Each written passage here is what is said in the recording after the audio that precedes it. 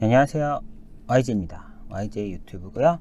오늘도 저번 첫 번째 시간 이어서 한번 경영학 박사과정 알아보기 과정입니다. 제가 지금 경영학 박사과정에 관심이 있어서 알아보는 중이고요. 지금 저는 그 어시스트라는 경영대학원 2대 쪽에 있죠. 경영대학원에서 경영학 박사과정이 좀 저 같은 45세에서 50세 정도의 이런 직장인들 대상 주말 경영 박사 과정이거든요. 그럼 사람도 좀 많이 뽑고 해서 약간 저도 좀 관심이 있어서 알아보고 있는 중이고요. 현재는 내년 3월 개강하는 것 관련한 얼리버드 입학 전이요. 얼리버드면 미리 신청하는 게 얼리버드죠. 좀 미리 신청하면 뭐 할인을 해주거나 보통 이러는 게 있죠. 얼리버드 전형이 9월 26일까지여서 그 공고가 떴길래 한번 알아보는 중이에요. 여기 같은 경우는 대부분 일단 자료를 보면 대부분 현업 저처럼 직장 다니면서 주말 수업으로 박사과정 하는 사람들이라고 하고요. 3년 과정이고 뭐 이쪽 자료는 의하면 3년 안에 논문을 써서 박사학위를 받는 게 뭐 한 50% 된다라고 해요. 설마 거짓말치지 않았겠죠? 거짓말이면 확 큰일 나죠. 그래서 약간 그 정도면은 좀 가능성이 있지 않을까? 뭐 한 25명 30명 뽑는데 그 중에 또 평균 연령 한 45세 50세 정도면 저도 그 정도면은 그 중에 중간 안쪽을 제가 들어갈 수 있지 않을까? 그럼 3년 안에 저도 박사가 되지 않을까라는 그냥 얄팍한 생각을 좀 하면서 생각하고 있고요. 어쨌거나 차례를 한번 볼까요? 일단 특성을 한번 보면은 볼까요? 지금 국내 최대 규모 경영학 박사과정이에요. 이런 얘기는 사실 저도 박사과정을 많이 하진 않았지만 옛날에 한양대에 한번 박사과정 하다가 뭔가의 이슈로 졸업을 했었는데 그때도 보통 교수님 한 명에 밑에 박사 그러니까 신규 박사 한 명, 1년 전에 뽑힌 놈 한 명, 한 명 이렇게 해서 예를 들어 누적 한 3명 되는데 어쨌거나 이번에 새로 뽑는 애는 한 명, 그리고 해당 과의 또 다른 교수님한테 또 새로 뽑는 애 한 명, 교수님이 어떤 과가 한 교수님이 한 4-5명 있다고 치면은 다 뽑질 않겠지. 뽑아봤자 그 관련돼서 박사과정이 한 5명 새로 뽑은 박사, 저랑 같이 들어온 박사과정이 그러면서 교수님이 다르니까 성향이 또 다 다를 거고 이런데 약간 여기는 그냥 한 방에 뭉탱이로 뽑는 것 같아요. 아닐 수도 있는데 지금 제가 본 자료는 그래서 재학생이 한 박사과정만 105명 3년이라고 했죠. 아까 3년 3year 3년이니까 연평균 한 20-30명 정도 졸업생을 배출하고 있다고 하면은 입학생도 한 20-30명이지 않을까. 신입생이 그러면 약간 그룹핑으로 같이 가면 좀 그래도 좌절도 같이 하면 좀 좌절이 나눠지듯이 약간 좀 그래도 서로 좌절하면서 서로 또 위로하면서 앞으로 가지 않을까 싶어서 일단 사람 많은 건 저는 장점이라고 생각해요. 제 기준에서. 근데 이게 사실 박사과정이 그러니까 지금 저는 이게 저한테 되게 적합하다고 생각하지만 또 다른 분은 다를 수도 있어요. 저 같은 경우는 실무 커리어가 제 생각엔 저는 실무 커리어가 되게 높아요. 좋아요. 그래서 저는 사실은 실무 커리어를 바탕으로 나중에 무엇인가를 할 건데, 하지만 뭘 하려고 할 때, 예를 들어 무슨 겸임교수, 무슨 교수를 하려고 할 때 최소 박사 이상이에요 라는 그 허들을 넘지 못했기 때문에 그 허들만 넘는 게 일단 목적이고, 그렇기 때문에 지금 여기가 되게 저는 3년 안에 박사 학위를 받을 가능성이 높아서 여기를 하는 거고요. 근데 그게 아니라 박사 과정 자체의 학교 이름, 네임밸류가 중요하신 분도 있을 거예요. 분명히 저 같은 경우는 좋은 학교면 좋지만 그게 필수는 아니거든요. 저는 왜냐면 제 기존 커리어랑 기존 자격증 그쪽이 저는 어차피 제 생각엔 좀 잘 짜여져 있기 때문에 박사이냐 아니냐가 이제 또 중요한 변수인 거지, 어느 학교의 박사다로 뭐를 이렇게 밸류업을 하면 좋지만 그 필수는 아니어서 저는 이제 조금 이쪽 과정이 저한테 되게 좋다고 생각하는 거고요. 또 그게 아니라 실제 교수나 이런 방향으로 아예 깊게, 그리고 실무가 메인이 아닌 전 실무가 메인이지만 그렇지 않은 분은 학교의 네임밸류 중요하겠죠. 당연히 교수님이 누군지도 중요할 거고, 그런 분들은 또 이제 다른 방향으로 가셔야 되니까 각자 자기한테 맞는 방향으로 좀 찾으셔야 할 것 같고요. 저 같은 경우는 괜찮다고 생각해요. 그래서 저 같은 애들만 모아서 20-30명 뽑는다니까 오히려 좋다고 생각해요.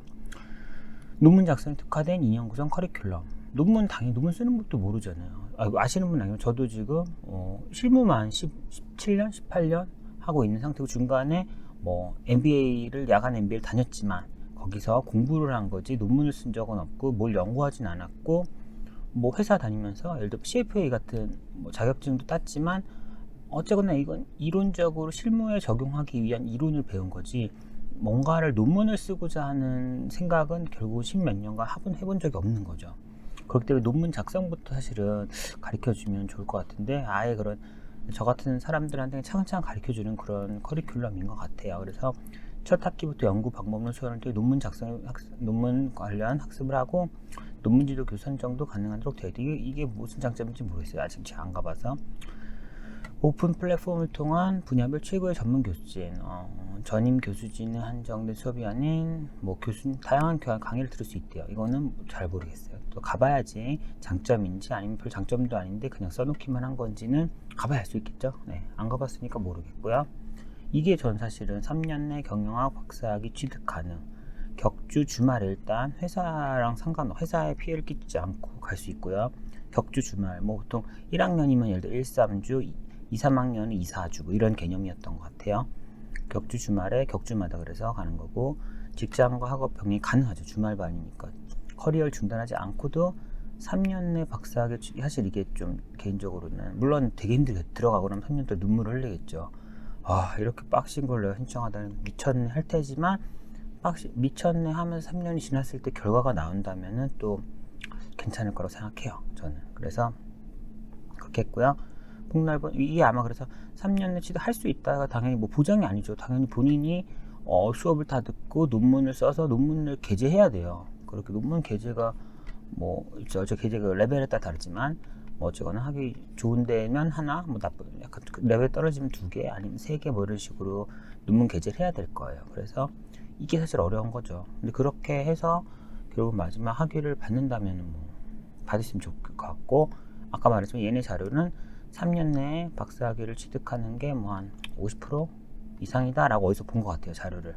졸업생 그러면 30명 들어오면은 15명은 딴다는 개념이겠죠. 예, 그리고 대부분 이 30명이 전부 쌩쌩하고 막 박사를 위해서 석사랑 쭉 밟았던 친구들이 아니라 다 저같이 직장생활 20년 정도 했던 그런 분들이 이제 와서 한다고 하면 그 중에서의 50% 안에 들어간다는 게 막 그렇게 어렵다고 생각하진 않아요.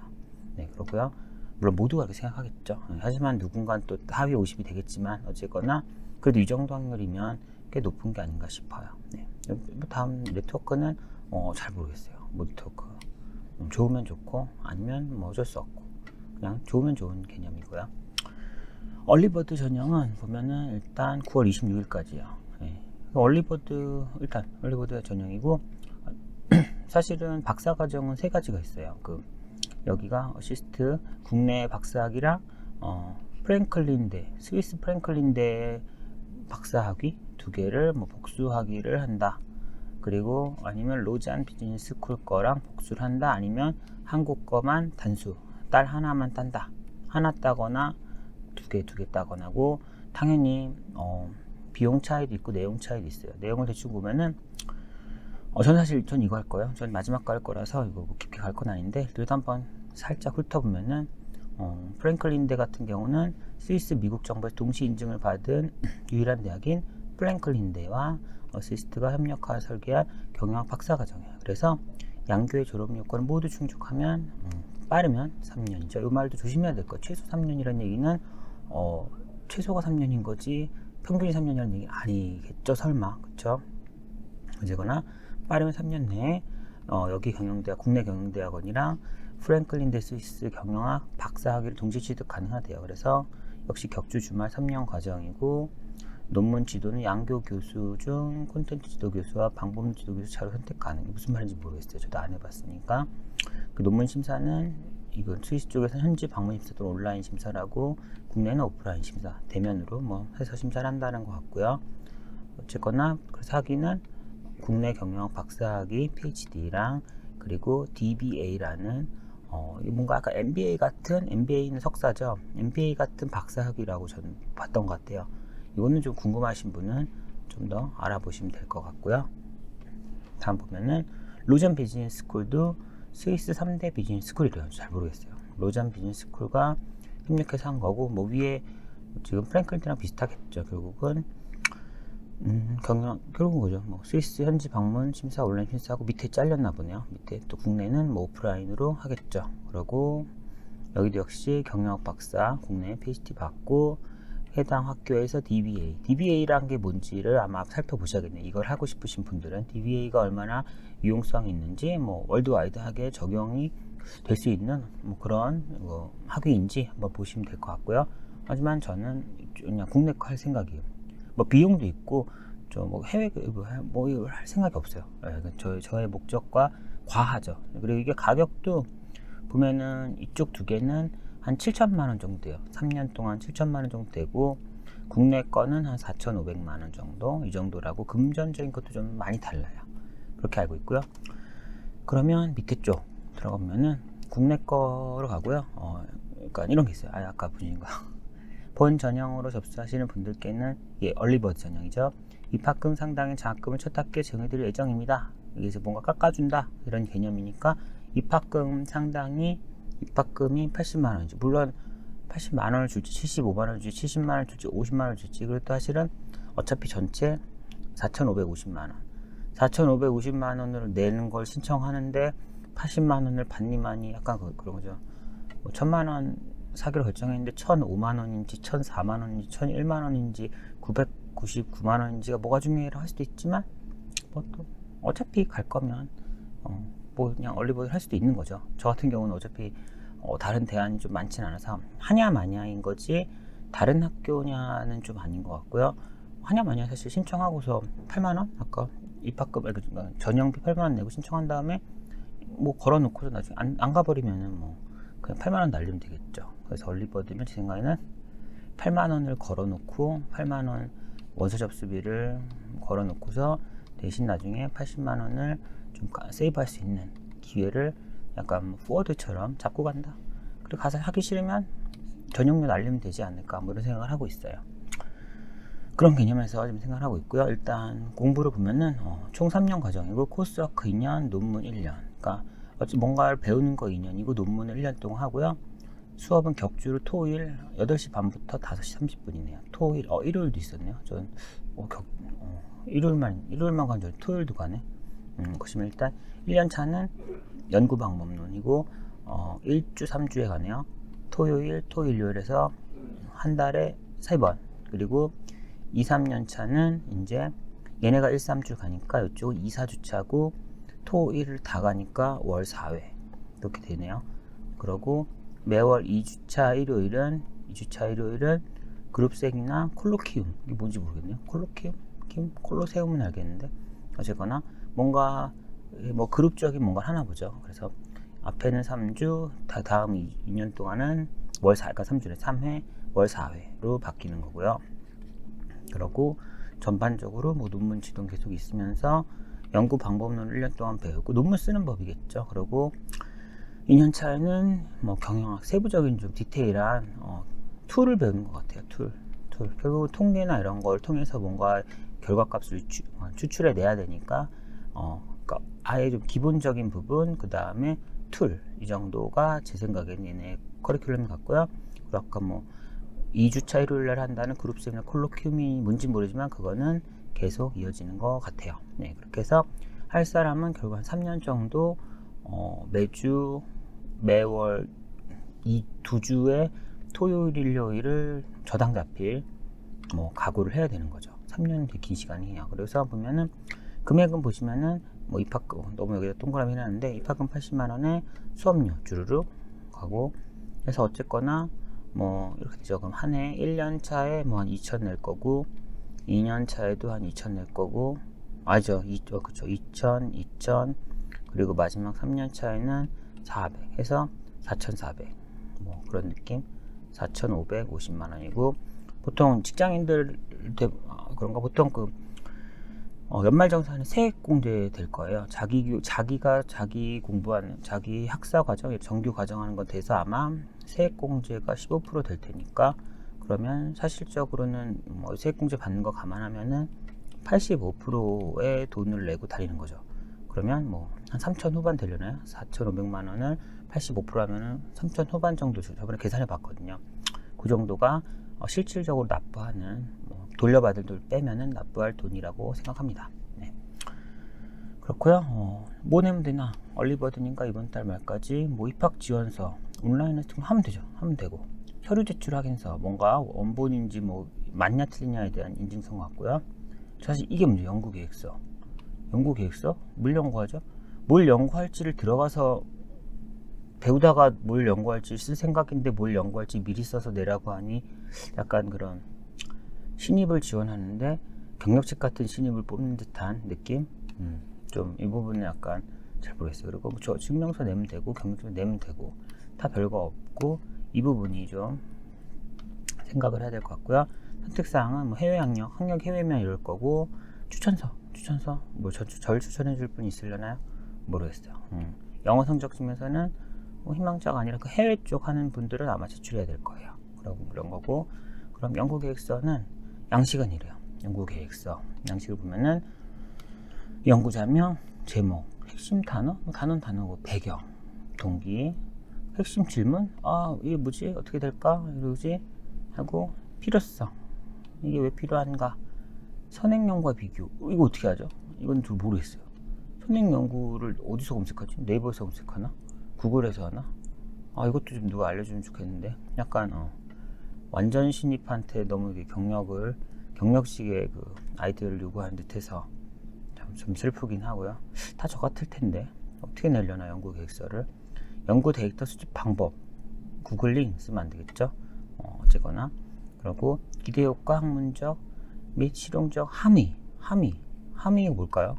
의미를 담갔다는 얘기인가? 이건 진짜 저 모르는 단어네요. 이건 어쨌거나 뭐 그냥 좋은 얘기겠죠. 이런 부분이고 일단은 여기 들어가 보니까 저 같은 사람들 때문에 한번 샘플을 하나 줬어요. 뭐 샘플 다 읽을 건 아닌데 샘플을 볼게요. 보면은 이 부분 하면 더 갑갑해요. 전 사실 아까 앞 페이지 보고서 한 두 페이지 정도 적으면 될 거라 생각했는데 샘플은 3쪽, 4쪽, 이거 지금 3쪽 3분의 1이지만 마지막 네 번째 페이지 캡처하기 귀찮아서 3페이지만 한 거고요. 4페이지였어요. 되게 많아요. 저거는. 그러면은 이 친구는 뭐 디테일하긴 안 할게요. 당연히 가명이니까 홍길동이고 연구 제목 특허 소송과 IPO 성공 전략. 특허 소송이랑 IPO 성공을 뭔가 잡나봐요. 그래서 당연히 그러니까 IPO니까 상장 철회, 상장되거나 안 되거나 특허 소송이나 특허 소송, 저가 상장, 뭔가 저가적인 내용이 들어가려나 보네요. 그런 거고 뭐 연구 배경 동기, 미래 기술 기업들에게 IPO는 매우 중요하대요. IPO 중요하겠죠. 그래야 다들 다음 레벨로 갈 수도 있고 또 일부 투자자가 돈의 회수도 가능하고요. 뭐 그런 식으로 해서 어쩌고 저쩌고 해서 새롭게 조달한 자본으로 투자를 어쩌거나 규모를 한 번 더 점프업 할 때 필요하겠죠. 그래서 근데 많은 기술 기업들이 IPO를 앞두고 특허 소송을 당한대요. 이제 좀 뭔가 하려고 그러니까 태클 걸리나 봐요. 기업이 IPO 계획을 발표할 순간 그들은 특허 소송의 타겟이 된다. 경쟁자들은 그 기업의 IPO를 저지하려 할 것이고 또 어떤 단체는 그 기업의 이윤을 타내기 공격한다. 그러네요. IPO 발표하는 순간 이제 IPO에서 올라오면 내 라이벌이 될 테니까 밟으려고 소송을 거는 경우도 있고 또 그냥 그거 자체로 돈을 벌려고 공격하는 기업도 있다고 하네요. 몰랐어요. 뭐 이런 게 있는 것 같고 핵심 질문. 상장을 준비하는 기업에게 특허 관리가 얼마나 중요하나. 결국은 특허 IPO를 패스하기 위해서는 가다가 철회되지 않으려면은 중간에 태클인 특허에 대한 거를 준비해야 된다는 얘기고요. 특허 관리 혹은 특허 소송 관리는 상장한 기업의 가치에 얼마나 영향을 줄 것인가. 그래서 이걸 잘하면 또 결과적으로 상장하냐 마냐도 있지만 했을 때의 가치가 얼마나 더 좋냐 나쁘냐의 개념도 있나 봐요. 신기하네요. 그러고요. 다수의 기업들이 포기하고 있고 어쨌거나 다수의 기업들이 상장 연기 포기하고 있대요. 현재 연구의 필요성 문제가 있나 봐요. 그래서 모르고 갔다가 태클 걸린 애도 있어요. 그래서 근데도 불구하고 이러한 연구가 부재하고 IPO를 앞두고 소송을 당할 때 대응할 수 있는 전략에 대한 연구가 필요하대요. 좀 방법론적 어떻게 지나갈까가 필요한가 봐요. 그래서 그걸 하고 싶나 봐요. 그래서 선행연구 어떻게 찾았나 모르겠어요. 선행연구는 IPO는 기업의 성장하는 가장 중요한 지점 중 하나. 뭐 당연히죠. 어쨌거나 스타트업한테 뭔가 수익 실현, 그쵸? 초기 투자자한테는 일부 수익을 실현할 수 있는 방법이면서 회사 규모를 더 키울 수도 있고, 아니면 초기 투자자는 엑시트하면서 실제로 뭐 경영 기업한테 넘겨줄 수도 있는 거죠. 또 스타트업이 자기 컨셉에 맞고 대기업은 자기 안 맞을 수도 있잖아요. 그래서 스타트업을 성공시키면 넘겨서 빠지고 이렇게도 가능하죠. 그리고 최근에는 IPO 처리 표기에 투자를 맡은 문헌이 증가하고 있대요. 자료가 어쨌거나 그런 내용이 있대요. 그래서 뭐 이런 자료들이 있고, 신규 상장 실패 건수 같은 이런 내용들도 있나 봐요. 그래서 선행 연구에 따르면은 뭐 기업 가치 심사는 외부 요소가 영향을 많이 받는데요. 그래서 쭉 해서 어쨌거나 IPO 철회 증가에 대해서 철회 증가를 팩터로 특허 소송이란 하나의 팩터로 언급을 했나 봐요. 그러니까 특허 소송을 이 논문은 메인으로 갔지만 기존 논문에서는 IPO가 이러저러 이유를 하는데 특허 소송 때문도 있어요 정도로 언급이 된 것 같고요. 현재까지 IPO 철회 증가를 특허 소송의 증가를 설명하자 시도한 논문은 없대요. 내가 처음이에요. 없는지 어떻게 알죠? 다 봤는지 어떻게 하는지 모르겠지만 어쨌거나 이런 것도 열심히 찾으셨어요. 대단하십니다. 예, 박수를 드리고 싶고요. 연구 데이터 어디 수집할까요? 이게 뭐죠? SDC 플래티넘 모르겠어요. IPO 데이터를 여기서 한대요. USPTO 특허송 데이터 모르겠어요. 미국 통계청 등 어쨌거나 이런 부분 뭐 이 정도의 언급이 있으면 되나 보여요. 각자 논문 할 때 저는 뭘 써야 될지 모르겠네요. 그리고 기대 효과, 학문적 및 실용적 함의. 학문적으로는 그래서 본 연구는 기존 연구와 달리 소송 데이터를 바탕으로 소송만 당하는 경우와 소송에 맞소송하는 경우를 구분할 수 있고, 어쨌거나 소송에 온리 소송 포커스 약간 그렇죠. 좀 더 딥하게 들어갈 수 있겠죠. 그리고 연구 결과에 대한 사회적 실용적 기여 보시면은 어쨌거나 다음 페이지 캡처를 안 했는데 뭐 이런 내용도 있대요. 그래서 되게 많은 내용을 썼어요. 그래서 이거 보니까 오히려 약간 내가 할 수 있을까? 27일까지 이걸 어떻게 쓰지? 뭘 할지도 모르겠는데 이렇게 길게 쓰나라는 되게 약간 일단 걱정이 있어요. 그래서 그것 때문에 제가 얼리버드를 실패할 수도 있을 것 같아요. 지원 자체는 일단 이걸 쓰는 것 때문에. 그래도 일단 써놓긴 하면 결국은 써야 되니까 지금 오늘 못 쓰는 게 다음 달이라고 쓸 것도 아니고 다다음 달이라고 갑자기 답이 나오진 않을 테니까 일단 27일을 목 타겟으로 한번 전 쓸 생각은 했고요. 제 옛날에 2016년? 17년인가에 그 한양대 무슨 박사과정 지원해서 사실 붙었거든요. 붙었다가 단일 내다가 이제 또 그냥 드롭해서 그 수강철회 퇴학 뭐죠? 퇴학 사퇴 이런 거 했는데, 그때 사실 연구계획서를 보니까 그때 거는 내용 되게 별로 없어요. 연구계획서가 뭐 자기소개 부분이랑 나에 대한 얘기, 내가 왜 이걸 할까, 나는 어떤 사람인 이런 거 쓴 다음에 마지막에 실제 논문에 대한 거는 이 세 개의 단락밖에 없었어요. 제가 쓴 거기다가 세 개도 세 개의 연구 주제에 대해 쓴 거죠. 한 개의 연구 주제에 세 개의 세부 카테고리를 쓴 게 아니라 그냥 간략하게 이 세 개 정도 할 생각이고요. 각각은 이런 내용이라고 했어요. 그래서 이게 사실은 좀 하나만 봤을 때 이 정도가 다인 거예요. 지금 아까 앞에 그 4페이지에 걸쳐 쓰신 샘플은 하나의 주제에 대해 4페이지 썼는데, 사실 저는 한양대 지원했을 때는 하나의 주제에 대해서는 겨우 요만큼밖에 안 썼어요. 그래서 뭐 보험사 최적 포트폴리오 구성을 위한 SAA, Strategic Asset Allocation, TAA 설정이 된 연구. 그래서 뭐 대체 투자라는 대체 투자들의 뭐 클래스별 각각 리스크 리턴을 뭐 해보겠다. 이를 통해서 주식 채권과 합쳐서 전체 포트폴리오의 뭐 최적 포트폴리오를 찾는 그런 개념을 해보겠다라는, 어쨌거나 기존에는 대체 투자라는 거에 대한 리스크 리턴을 좀 구하기가 어렵거든요. 그래서 그런 부분을 제가 해보겠다라고 옛날에 했는데 아직도 별로 이런 거 없는 것 같고요. 그때 두 번째 뭐 있죠? 보험사의 지배구조에 따른 수익률의 변동. 뭐 지배구조가 보험사 같은 경우는 좀 뭐겠죠? 산업자원에 소비되는 경우도 있고 PF 이런 데가 가지고 있는 경우도 있고 금융지주 산화도 있고 뭐 그런 것이 감내할 수 있는 리스크에 대한 태도가 다를 수도 있다고 생각을 해요. 사실은 제가 기존에 그 금융지주 산화 보험사에 있었다 보니까 리스크에 대해서 리스크 관리 부서의 권한이 되게 컸거든요. 근데 또 다른 데는 그렇지 않더라고요. 그래서 그런 부분이 수익률, 장기 수익률에 어떤 영향이 있을까? 뭐 혼자 생각하는 답은 리스크를 빡시게 보면은 변동성은 줄어들고 대신 에버리지 값 수익률은, 그러니까 절대 수익률도 다소 내려가지만 수익률 자체의 변동성도 낮아지지 않을까. 그리고 리스크를 빡시게 안 보면 절대 수익률이 열라 높은 적도 있지만 또 등락폭은 심하지 않을까. 약간 개인적인 그런 결론을 생각하면서 하려고 했었고요.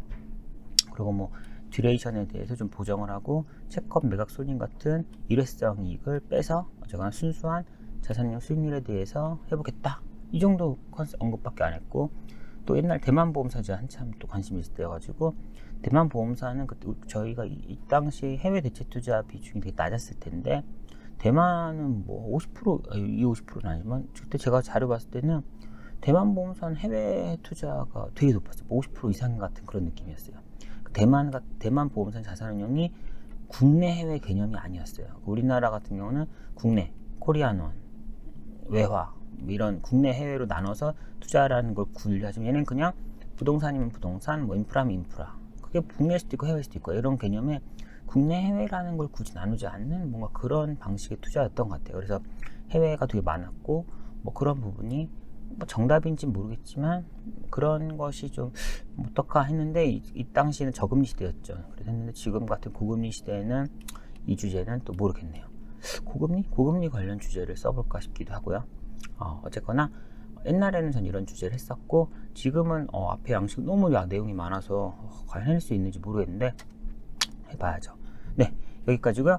그래서 얼리버드 전형이 9월 26일까지여서 뭐 지원하면 되고, 하면은 아까 입학금 상당의 장학금, 그냥 그 돈을 나중에 좀 돌려준다, 살짝 할인해준다의 개념이 있을 것 같고요. 대신 지원하려고 봤더니 연구계획서를 써야 되는데, 연구계획서를 쉽게 쓰려고 했는데 여기서 제공해준 연구계획서 샘플이 너무 양이 광대해서 이거 어떻게 써야 될까? 연구계획서 쓰는 법, 사실은 입학하고 나서 뭐를 연구할지를 연구하고 싶었는데, 입학하기 전에 뭘 연구할지를 연구 미리 하라고 하니까 되게 내가 너무 거저먹으려고 했나 라는 생각도 들고, 일단 좀 반성을 하게 되는데요. 그래도 한번 알아보고서 저도 한번 계속 진행을 해볼 거니까요. 와이프 허락 받았거든요. 일단 그 금전 지출, 돈을 쓰겠다라는 예산에 대한 허가는 와이프한테 받았기 때문에 이제는 제가 실제 하냐 마냐, 제 주말 자유시간을 날리면서 3년간 이걸 진짜 하냐, 가서 후회하면 어떡하냐, 할 수 있을까, 뭐 이런 이제 저 자신과의 좀 고민 남아있는 것 같고요. 그 고민은 어쨌거나 차츰차츰 할 거고, 일단 이 얼리버드 기간 내에 연구 계획서를 생각해서 제출할 수 있을까, 그게 제일 큰 문제긴 하네요. 혹시 연구 계획서를 써서 제출한다면은 그 부분도 또 한번 올려보도록 할게요. 네, 오늘 여기까지고요. 다음에 또 뵐 수 있으면 뵈면 좋겠습니다. 안녕.